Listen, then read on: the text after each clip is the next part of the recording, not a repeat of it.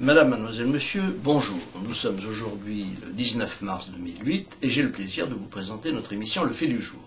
Elle sera consacrée aux problèmes liés au renseignement, à l'intelligence économique et pour ce faire, j'ai le plaisir d'accueillir un grand spécialiste, Éric Denessé. Bonjour. Bonjour.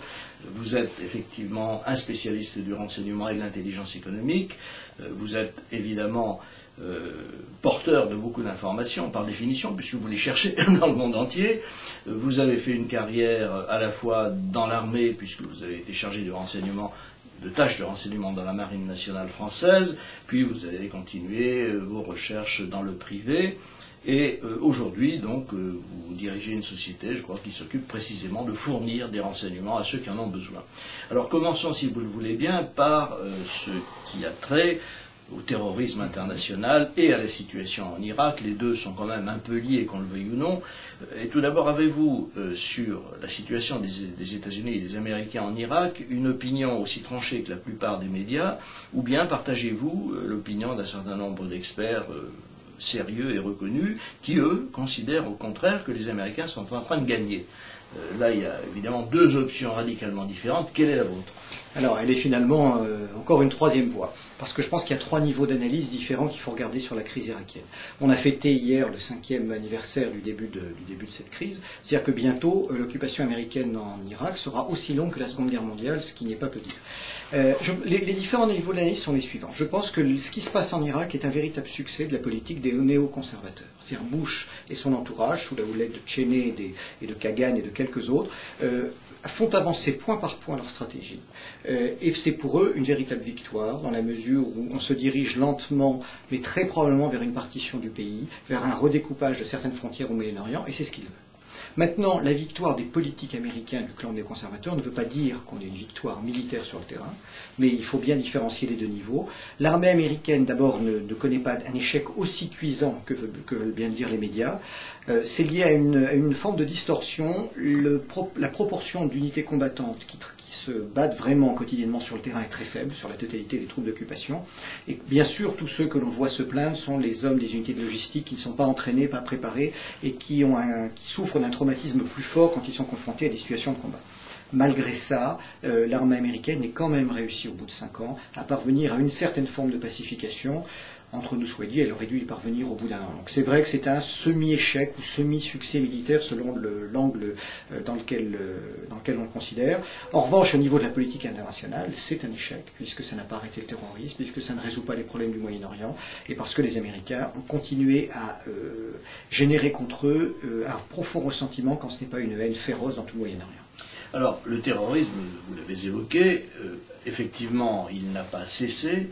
Mais est-ce que la théorie de certains, selon laquelle les Américains auraient réussi à faire une sorte d'abcès de fixation, est valable d'après vous? Alors pour moi, pardonnez-moi ce mot, mais c'est une foutaise totale. Hein.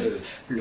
Pas de lien entre Saddam Hussein et ni El Ben Laden, ni Al-Zarqawi, pas d'armes de destruction massive, au contraire, pas de terrorisme local en Irak, un régime bassiste plutôt laïque, même si Saddam Hussein, dans les dernières années de son règne, avait essayé pour faire l'homogénéité autour de lui, de remettre un peu d'islam, mais c'est un échec total sur ce plan. Maintenant, il y a aussi une autre façon de regarder les choses.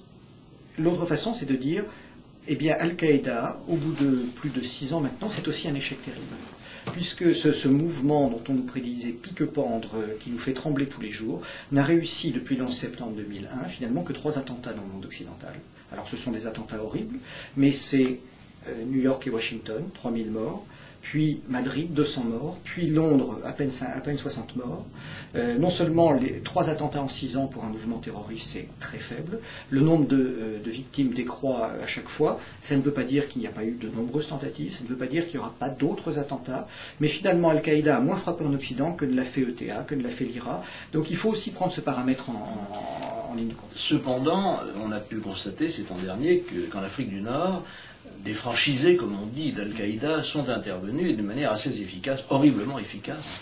Est-ce qu'il n'y a pas là encore un maillon faible supplémentaire qui pourrait maintenant devenir le théâtre de nouveaux affrontements avec Al-Qaïda ou avec des organismes qui se réclament de lui?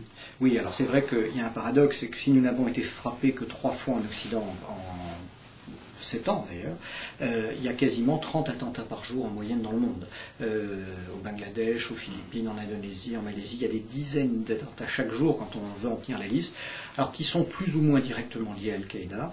C'est vrai que finalement on peut dire que Ben Laden n'a pas nécessairement réussi sur un plan anti-occidental ce qu'il voulait faire, mais c'est un grand pyromane de la terreur. Et il a allumé des dizaines d'incendies à travers le monde arabo-musulman qui continueront à brûler après sa mort et qui vont nous empoisonner pendant probablement plus d'un siècle.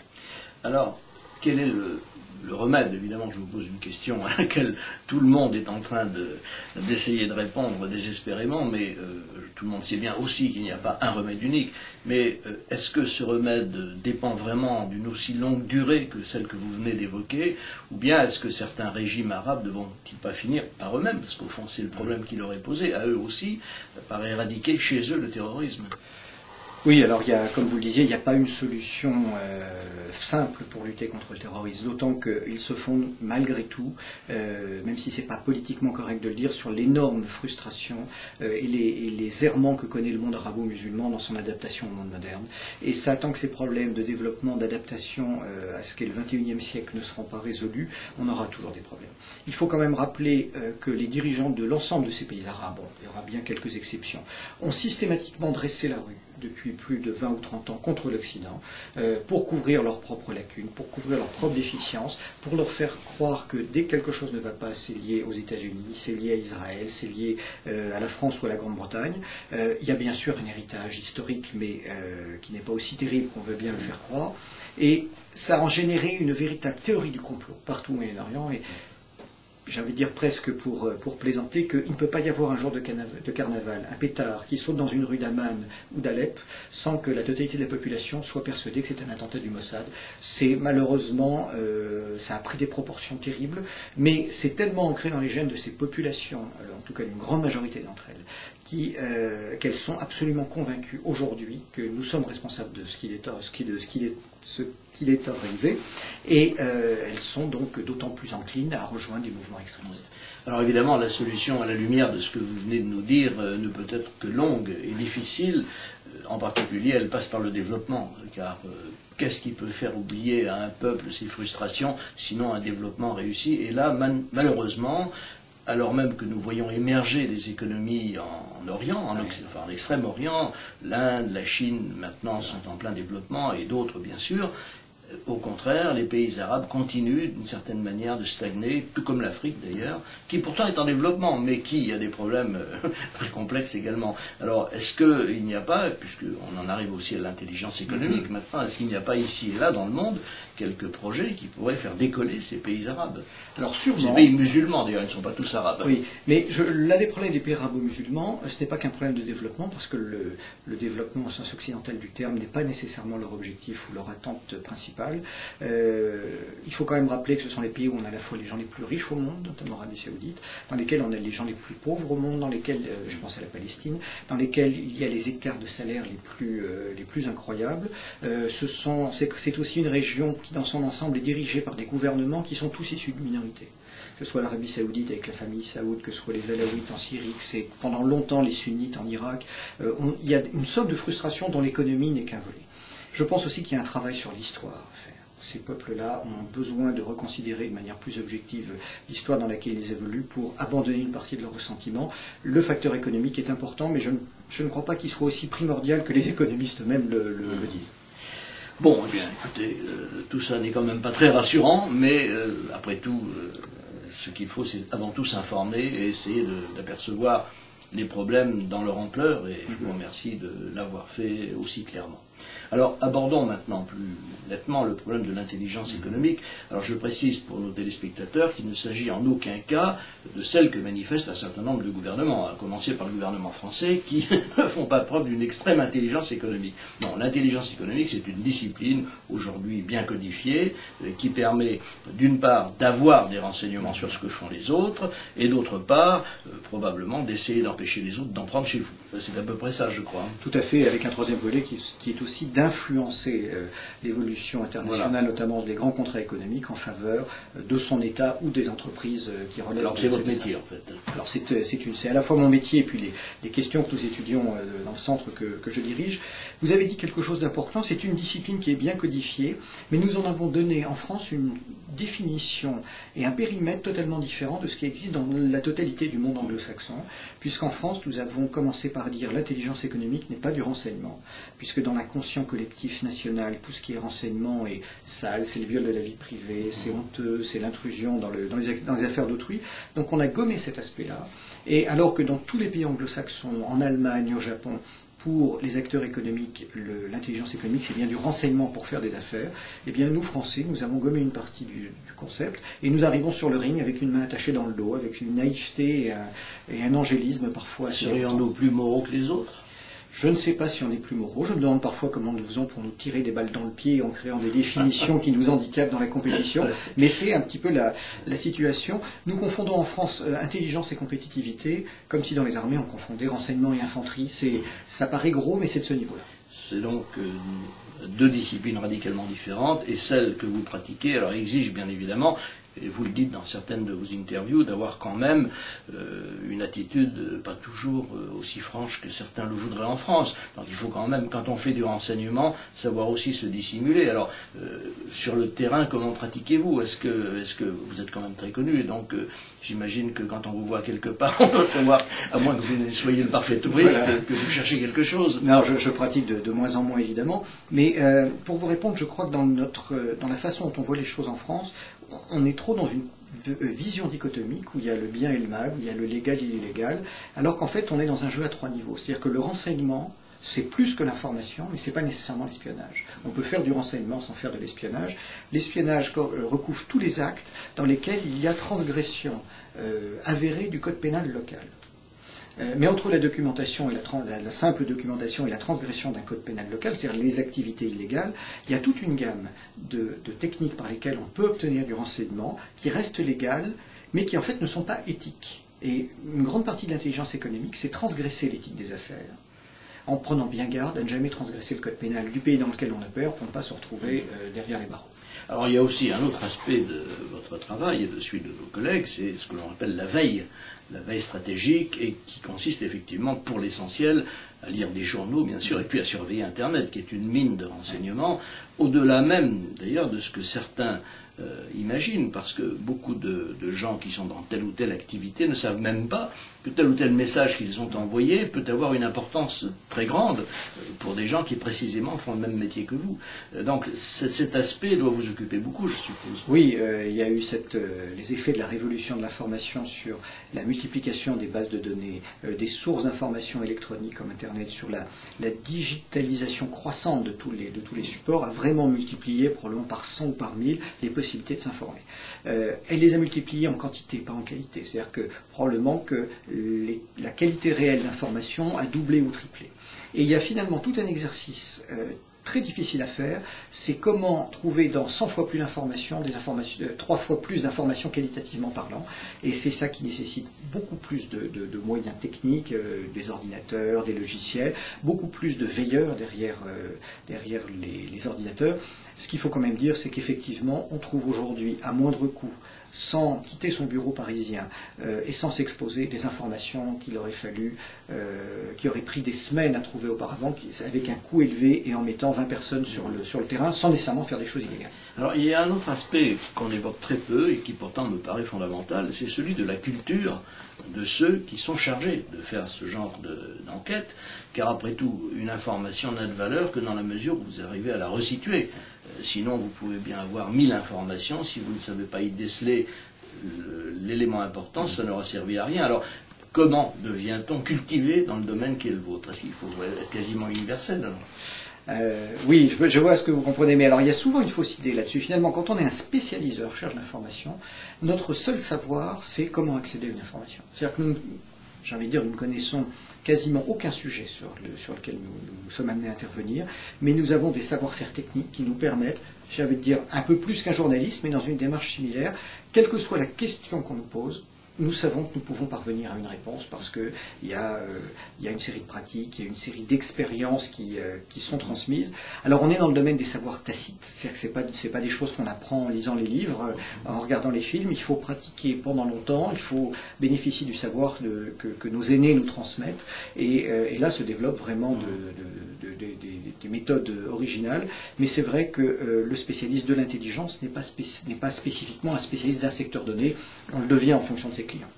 Alors, est-ce que dans ce travail qui est le vôtre, il existe des loups solitaires, ou bien est-ce que le travail en équipe est absolument indispensable, ou peut-être reste les deux d'ailleurs, je ne sais pas. On trouve les deux. On trouve les deux. Surtout en France, où le contexte on va dire administratif a plutôt amené les acteurs à ne pas apparaître de manière trop visible, en tout cas un certain nombre d'acteurs, et il y a une rationalité économique tout à fait différente dans les activités de renseignement, c'est-à-dire qu'on ne peut pas bâtir une société de conseil de la même façon qu'on le ferait pour de la conduite du changement ou de la stratégie, parce qu'il faut travailler à l'international, parce qu'il faut parfois se méfier soi-même de ses propres sous-traitants. Donc ça explique pourquoi nous n'avons pas encore vu émerger de grosses sociétés de renseignement économique, à la différence des grosses sociétés de sécurité qui, elles, ont pris forme depuis une dizaine d'années. Alors, est-ce que dans les événements qui sont en train de secouer la planète financière et bancaire, et avant probablement d'en revenir à la planète économique, il n'y a pas une sorte de défaillance du renseignement, car après tout, ce qui s'est passé dans les banques américaines n'était quand même pas ignoré de tout le monde, et les risques qu'elles prenaient n'étaient pas non plus des risques totalement inconnus. On n'en connaissait peut-être pas exactement le montant, mais tout le monde savait bien qu'on vendait des dettes à des investisseurs qui en profitaient en quelque sorte pour améliorer leurs résultats financiers. Est-ce que vous avez été vous-même ou des collègues à vous sollicités pour essayer de savoir ce qui se passait vraiment avant que n'éclate au mois d'août 2007 le début de la grande crise? Non, je n'ai pas travaillé sur ces sujets-là, et vous savez, souvent quand on parle de défaillance du renseignement, c'est essentiellement parce que la question n'a pas été posée par un décideur politique ou économique à des gens chargés de lui ramener l'information. Effectivement, dans le système économique, tout le monde dénonçait depuis quelques années les emballements et les excès du capitalisme américain, de l'endettement des États-Unis, mais on criait dans le désert, il n'y avait pas effectivement d'autorité vers laquelle s'adressaient ces récriminations. Et malheureusement, ce qui était prévisible et parfois prévu s'est réalisé, mais je ne sais pas si Bercy ou si l'Élysée a spécifiquement lancé une mission de renseignement pour savoir si oui ou non il y allait avoir un choc économique et si la France allait être entraînée dans ces conditions. Parce qu'il y a quand même dans ces affaires un énorme vivier à la fois de renseignement et d'incertitude. On nous dit actuellement que la crise dérivée des subprimes engage quelque chose comme pour 500 ou 600 milliards de dollars, ce qui est évidemment énorme, mais ça n'est rien, c'est une goutte d'eau par rapport à l'ensemble des titrisations qui ont été faites et qui ont atteint, il y a un an on disait 25 000 dollars, maintenant on en est à je ne sais plus combien de dizaines de milliers de dollars, 75 000 ou 100 000 milliards de dollars, enfin ce sont des sommes tellement importantes qu'on se demande si toute la planète ne va pas finalement être victime de l'explosion ou de l'implosion, comme on voudra, de ce système. Alors effectivement, dans une situation comme ça, le renseignement n'est pas toujours d'une grande utilité, parce que d'abord, nous ne pouvons pas répondre à toutes les situations, et puis là, on est dans un contexte où finalement, les émotions et les réactions en chaîne vont prendre le dessus. Et ça, c'est quelque chose sur lequel nous ne pouvons pas agir en matière d'information. C'est-à-dire qu'un banquier, que quelqu'un intervenant en bourse décide de vendre ou de ne pas vendre, il est souvent pris dans un phénomène d'entraînement sur lequel il est quasiment impossible de recueillir des renseignements, et on est vraiment très démunis par rapport à ces situations. Alors, est-ce que, pour en revenir à la France, vous avez eu l'occasion, cet an dernier, d'enquêter sur je parle bien entendu sans violer le secret professionnel, surtout dans un métier comme le vôtre, d'enquêter sur, par exemple, le développement des activités de certaines de nos grandes entreprises vers l'étranger? On nous dit, et nous le savons bien, que nos chiffres du commerce extérieur ne sont pas très brillants, même s'il y a des entreprises qui réussissent bien. Est-ce que dans ce domaine, il n'y a quand même pas un vaste chantier où des sociétés comme la vôtre peuvent intervenir et aider nos entreprises? On nous dit toujours que nous avons des PME qui n'arrivent pas à faire de performance à l'exportation. Est-ce que les PME ne pourraient pas, elles aussi, se mettre à l'intelligence économique? Bien sûr, alors certaines ont commencé à le faire. Nous sommes très en retard sur un plan pratique dans l'accès à certains marchés extérieurs, notamment parce que nous n'utilisons pas l'intelligence économique. Alors, c'est long à se mettre en place. Le discours s'est emparé de tout le monde. C'est-à-dire qu'il y a une idéologisation de l'intelligence économique, on va en trouver dans la presse tous les jours. Dans les faits, c'est beaucoup moins pratiqué. C'est lié à un blocage culturel. C'est-à-dire que les élites, qu'elles soient universitaires, politiques, administratives, économiques françaises, ont une perception négative du renseignement, qu'elles assimilent trop souvent à l'espionnage. Il y a aussi une perception fausse de ce qu'est la nouvelle compétition. Et beaucoup de nos chefs d'entreprise n'ont pas compris, dans la compétition telle qu'elle se présentait, il fallait malheureusement que l'entreprise soit dotée à la fois d'un service de renseignement pour anticiper les situations et d'autre part d'un service de sécurité pour ne pas être victime elle-même de l'espionnage de ses concurrents. Beaucoup, sur un plan de la responsabilité sociale, refusent d'aller jusque-là et il y a des conséquences terribles qui commencent à se faire sentir. Est-ce que vous avez eu l'occasion d'intervenir sur la Chine? Parce que je ne suis pas un spécialiste de la Chine, mais j'ai lu un certain nombre d'ouvrages sur la question et d'articles où il s'avère que les gens qui se risquent sur le marché chinois sont victimes d'un certain nombre de déconvenues et de comportements qu'on pourrait qualifier d'assez spéciaux de la part des entreprises et des autorités chinoises. Est-ce que vous connaissez un peu ce... Oui, j'ai travaillé sur la question de contrefaçon en Chine, qui est un vaste marché, à la fois pour les Chinois eux-mêmes, puisque je crois que c'est de l'ordre de 20% de leur PNB, et pour les consultants que nous sommes, puisque des dizaines d'entreprises européennes sont victimes de contrefaçon. Il faut voir que dans la logique chinoise actuelle, elle ressemble beaucoup à celle de l'Union soviétique des années 50. Il y a non seulement d'énormes efforts qui sont faits en matière de R&D et d'investissement pour permettre de faire décoller l'économie, mais les autorités chinoises investissent d'une manière aussi massive dans l'espionnage, et notamment dans l'espionnage économique, qu'il soit militaire, qu'il soit pour l'aménagement du territoire, qu'il soit sur les questions d'énergie, pour permettre à l'Empire du Milieu d'avancer à cadence rapide vers le développement et probablement vers une situation de rayonnement mondial supérieur à celui qui est celui de la Chine aujourd'hui. Alors, à ce point de vue-là, il y a aussi un problème, c'est celui du transfert des technologies, parce que on nous a expliqué pendant longtemps, les économistes classiques, mais ils ne le disent plus maintenant, que nous allions, bien entendu, investir dans ces pays et qu'en échange des investissements que nous faisions là-bas, eh bien, les Chinois nous envoyaient des produits à meilleur compte. Mais malheureusement, ce n'est pas comme ça que les choses se sont passées. Ils se sont aussi emparés des technologies et actuellement, ils nous donnent le pion. Ils réussissent très bien dans ce domaine-là, pas toujours, mais souvent. Alors c'est vrai que notre point fort reste la créativité. Je le vois avec beaucoup d'entreprises françaises avec qui on discute, qui ont été très longues à mettre en place des politiques de protection de marques et des brevets, qui aujourd'hui perdent du temps à protéger des brevets qui seront contournés par la contrefaçon par les Chinois, et n'ont pas compris que finalement nous n'avions pas d'autre choix que d'être dans une logique de création, d'innovation permanente, parce que finalement la plus-value, le bijou de ce qui fait l'originalité et la richesse des pays occidentaux, il est là.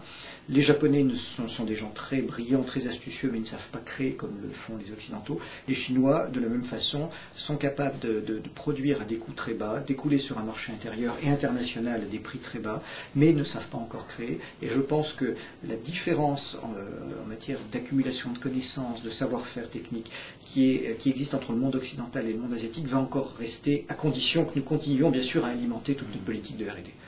Vous avez tout à l'heure évoqué le problème culturel qui se pose à la France. Un problème qui se pose à la fois sur le plan politique, sur le plan idéologique bien sûr, et sur le plan des activités quotidiennes. On voit bien que la France n'arrive pas à se sortir en quelque sorte du vieux modèle qui a été le sien, alors même que nous sommes dans un cadre totalement ouvert. Est-ce que vous pensez que cette contradiction, cette vraie schizophrénie est durable ? Moi, je suis historien, donc et tenable aussi également. J'ai une crainte. C'est pas nécessairement un message d'espoir que je formule là, mais je me rends compte que la France n'évolue que par une grande crise par siècle presque, que ce soit 1789, 1830, 1848, qui est bon jusqu'en 68. Je crois que nous attendons systématiquement que la situation soit à ce point intenable, que tous les corps sociaux considèrent que la réforme est nécessaire pour que nous changions tout ensemble et souvent à travers un bain de sang. Et nous sommes en revanche absolument incapables de nous réformer. Si c'est une fois par siècle et qu'on considère que la dernière fois c'était ou 58 ou 68, je crains que la période de rénovation doive encore se faire attendre quelque temps. Et en même temps, nous sommes pris par des échéances. Alors, il y a quand même l'accélération de l'histoire. Vous êtes historien et personne ne peut nier que l'histoire s'accélère. Et d'autre part, il y a aussi toutes ces échéances qui tiennent à nos engagements européens et internationaux, mais surtout européens, si bien que votre optimisme ou pessimisme, je ne sais pas comment il faut le qualifier, peut être quand même un peu tempéré par le fait que les échéances se rapprochent et qu'après tout, on ne sait pas comment on va pouvoir y faire face. Alors il y a à la fois toujours un aspect positif et négatif. L'aspect négatif, c'est que les décisions sont de plus en plus prises à l'extérieur, ils nous sont imposées. Et ce qui m'étonne toujours dans l'histoire de France, c'est notre capacité à rebondir dans les situations les plus catastrophiques. Alors, j'appelle ça un aspect positif, mais c'est peut-être pas la meilleure de nos caractéristiques. Et nos capacités d'adaptation nous ont toujours permis de rester au niveau qui est le nôtre. Est-ce que ça va encore durer? C'est une vraie question. Est-ce qu'il y a dans votre travail un aspect politique? Je veux dire, oui, c'est quand même important. C'est important, et notamment pour une raison, c'est que l'homme du renseignement ne peut travailler qu'avec le décideur le plus haut, et c'est surtout le porteur de mauvaises nouvelles.